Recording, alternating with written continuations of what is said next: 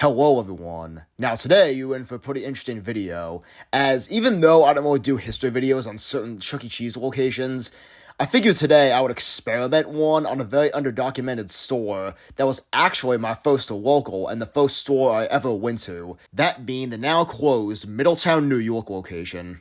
Now, since this used to be my local, I have quite a bit of info and photos on it, and considering it's not a very well-known store, I figured I would do a history video on it and give the store a bit more documentation.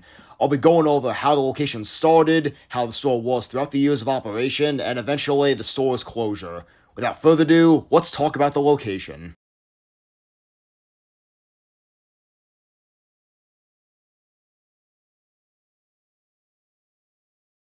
Middletown originally opened on December 17th, 2002, and was located in the 8 Orange Plaza Lane right in central Middletown. The location opened with the typical remodel at the time, which was Phase 3, and it opened with a 32-movement Studio C beta stage. Unfortunately, there isn't too much info about the store around this time, but the earliest photo online appears to be from the mid-2000s, and it is of the arcade mainly.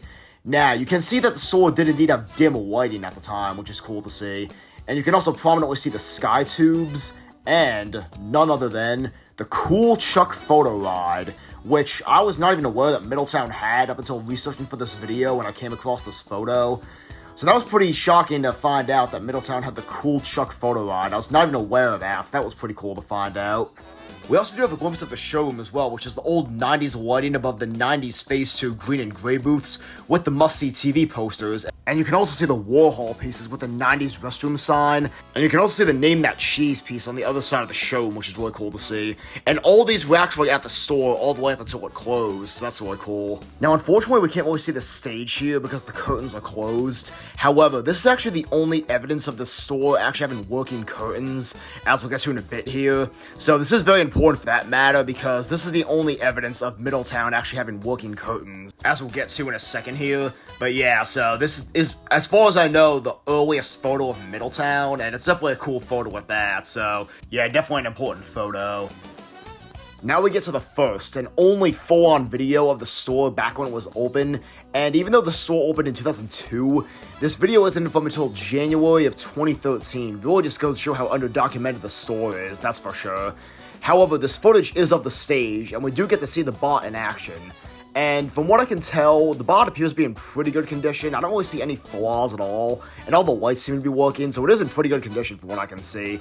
However, apparently the year prior, in 2012, the curtains were indeed removed. As you can see in this footage, there is no curtains on the stage here, so apparently the year prior they were indeed removed. So that photo from before is the only evidence of the store having curtains, as I said before. But yeah, this video is definitely important because this is the only full-on video of the store online, and it's only of the stage, so unfortunately there's not any footage of the rest of the store really. So yeah, pretty interesting how the only footage of the store is of the stage.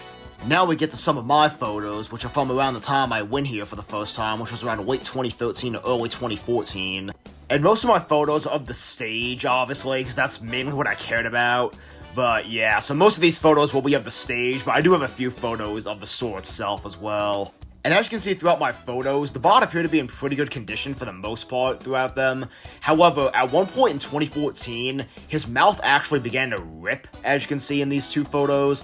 And at the time, I remember his mouth completely stopped working. However, about 2 months after, the store actually got a new mask to replace the ripped one. However, for some reason on this new mask, his teeth were completely removed for whatever reason. Which I have no idea why. To this day, I'm not sure why he had no teeth at this time. Correct me if I'm wrong, but this might be the only toothless Chuck animatronic to ever exist, at least as far as I know.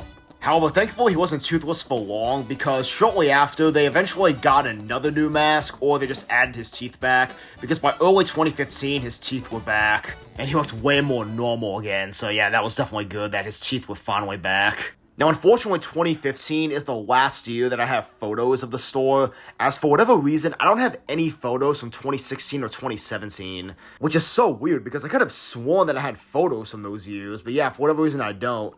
And some of my photos from around the store, besides the stage, are from around this time too. Here's the Avenger Chuck photo ride from this store, So obviously at one point, the Cool Chuck one got replaced with the Avenger photo ride, which was obviously before I started going here because I never saw the Cool Chuck one, unfortunately. But yeah, there's the photo ride from this store. And also, here's a photo of the SpongeBob game from this store, the SpongeBob coin game, which I think is just called SpongeBob, if I recall correctly. But yeah, that was also at this store too.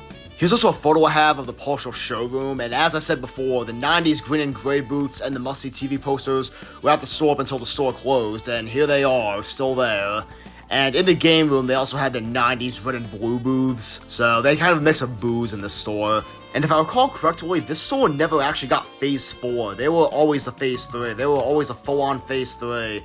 They never got purple walls or anything. They always had Phase 3, so that was pretty interesting that they never got Phase 4. And also, I do have one video of the stage. Unfortunately, it's only a few seconds long, but it is the only video footage of the stage that I have, so I'll put that footage up now so you can see that. So here's that footage. Spending time with friends. I'd like to go roller skating in the park with a giant armadillo named Bill. Now, see, I still feel like someone here doesn't quite get it. Let me make this easy. How about we all come up with something we actually did that makes us feel happy? That we actually did today. Like, for real. So many things can make you feel happy. I hope this time it goes okay. Here are some things that make us feel happy. Some things we really did today. Now in this footage, the bar's in pretty good condition. However, none of the lights on the stage are working at all, as you can probably tell. And unfortunately, around this time, the stage kind of started to go downhill. As I remember several times in 2016 and 2017, Chuck was completely powered down and not even functioning at all several times. So he was just sitting there doing nothing. So unfortunately, the stage really kind of started to take a downhill turn around this time. And also, even though the store was around when play passes were becoming a thing, this store actually never got play passes. They always still used tokens. Because play passes were introduced around 2016, back when the store was still around, but they never converted to play pass. They always still used tokens. However, maybe not them converting to play pass was foreshadowing for what would happen the following year. As in summer 2017, the store's lease was up, and they were unable to pay it due to lack of profit to do so.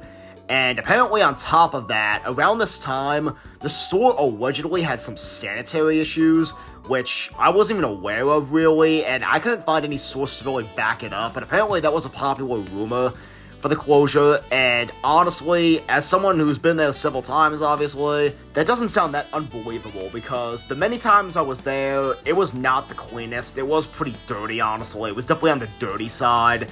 So sanitary issues here is definitely believable, that's for sure. So due to not paying the lease and sanitary issues allegedly, the store permanently closed on October 22nd, 2017, after 15 years in operation. Shortly afterward, the store was completely cleared out, all the signage was taken down, and unfortunately, as for the bar, odds are it was probably destroyed. There's a possibility it could have been saved or salvaged for parts, but odds are it was probably destroyed, unfortunately. After everything was cleared out, the building sat abandoned and was available for rent, and there's actually quite a few videos of it online from after it closed. Unfortunately, there's more videos of it when it was closed, back when it was actually open, so that kind of sucks. But yeah, there's several videos online of the abandoned building, so I recommend you go check those videos out. And the building was vacant for about 4 years. That was until 2021, when a Cajun seafood restaurant called Hook and Reel was announced to be moving in. And once Hook and Reel was taken over, obviously the whole building was repainted and the inside was completely redone for the restaurant. And the following year in 2022, the restaurant was completed and opened. Now, I've actually been to Hook and Reel before, and the times I've been there, it always feels so surreal to be inside the same building that used to be my old CC. It's pretty surreal to be in there, so yeah. And unfortunately, there isn't really any CC remnants left, obviously. However, eventually, the black paint on the doors actually started chipping through, and the red paint from the CC doors actually kind of started showing through it. So yeah, I thought that was really cool. So, in a way, there is kind of some CC remnants. If you look at the doors, you can see the old red door CC paint. So yeah, that's pretty cool. And that's pretty much it. As of today, it remains as a hook and reel. Even though Middletown isn't a very well-known store, it definitely had quite a bit of history to it, and I'll definitely always remember it because it was the first store that I ever went to, so it definitely has good memories for me. And I really wish there was more documentation of it, but making this video helped put more documentation of it out there, which was definitely something that this store needed. Yeah, that's pretty much it. Hope you guys enjoyed this history, and I'll see you guys in the next one.